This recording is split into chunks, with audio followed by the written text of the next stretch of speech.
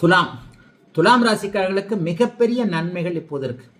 9, 12 கூடிய புதன் மே மாதம் 6ஆம் தேதியிலிருந்து 7ஆம் இடத்திற்கு மாதிரி உங்களுடைய ராசியை பார்க்க போகிறார். அதே மாதிரி இப்போது லாபாதிபதி என்று சொல்லப்படக்கூடிய 11ஆம் அதிபதியான சூரியன் 7ஆம் இடத்துல உச்சனாகி உங்களுடைய ராசியை பார்த்து கொண்டிருக்கிறார். 6, 8 கூடியவர்களுடைய பரிவர்த்தனை இந்த மாதத்திலிருந்து விலகி 9ஆம் இடத்திற்கு குரு போய் அப்படியே உங்களுடைய இதையும் பார்க்க போறார், ராசியையும் பார்க்க போறார். அடுத்தடுத்து எதுக்காக இதை சொல்றேன்னா, அடுத்தடுத்து நடக்கக்கூடிய அத்தனை மாற்றங்களும் மெதுவாக உங்களை சுத்தி இருந்த ஒரு வலை அப்படியே விலகிறது மாதிரி உங்களை இயல்பா செயல்பட வைக்கிறதுக்கான அத்தனை கிரக பயிற்சிகளும் மிகப்பெரிய அளவில் நன்மையாக இருக்கின்றன. ராசிநாதன் உச்சமாக இருப்பது, ராசியை பாக்கியாதிபதி பார்ப்பது, 9, 11 கூடியவர்கள் சேர்ந்து 7ஆம் இடத்தில் இருப்பது, அடுத்து மே மாதம் 14ஆம் தேதி நடக்கக்கூடிய குருப்பெயர்ச்சியின் மூலமாக ராசி புனிதத்தை அடைய போவது என சூப்பர் அமைப்புகள் இப்போது துளாராசிக்காரர்களுக்கு வந்துகிட்டு இருக்கு. 2025 பிறந்ததுலேருந்தே லேசா அப்படியே கொஞ்சம் அப்படியே லேசா தான் விலகும். உண்மையில நான் அடிக்கடி சொல்லுவேன், கெடுதல் உடனே நடக்கும், நல்லது மெதுவாக தான் நடக்கும். துளாராசிக்காரர்களுக்கு அவரவருடைய பிறந்த ஜாதக வலுவிற்கேற்றார் போல நன்மைகள் நடக்க ஆரம்பிக்கின்ற ஒரு அமைப்பாக மே மாதத்தை சர்வ நிச்சயமாக சொல்லலாம்.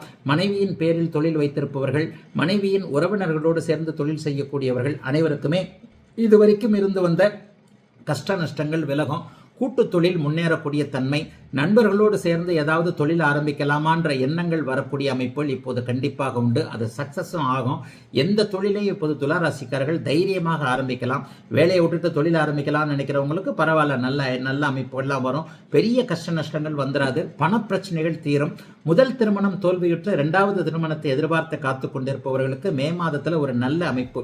சட்ட ரீதியிலான போராட்டத்தில் இருக்கக்கூடியவர்களுக்கு சமாதான தீர்வுகள் அல்லது நீங்க நினைக்கக்கூடிய முடிவுகள் வரக்கூடிய தன்மைகள்லாம் கண்டிப்பாக இருக்குதுங்க.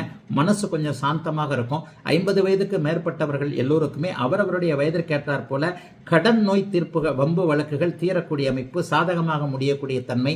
இன்னும் சிறப்பாக சொல்ல போனால், ரொம்ப நாளா வீடு கேஸில் இருக்கு, காடு கேஸில் இருக்கு, இந்த மாதிரி சொந்தக்காரர்களுக்குள்ளேயே கேஸ் போட்டுக்கிட்டு என்ன பண்றது ஏது பண்றதுன்னு தெரிய முடியாமல் இருக்கக்கூடிய துலாம் ராசிக்காரர்களுக்கு வெற்றிகள் கிடைக்கக்கூடிய தன்மை என எல்லாம் நிறைவாக கிடைக்கக்கூடிய தன்மைகள் துளாராசிக்கு இந்த மே மாதத்திலிருந்தே படிப்படியாக ஆரம்பிக்குதுங்க.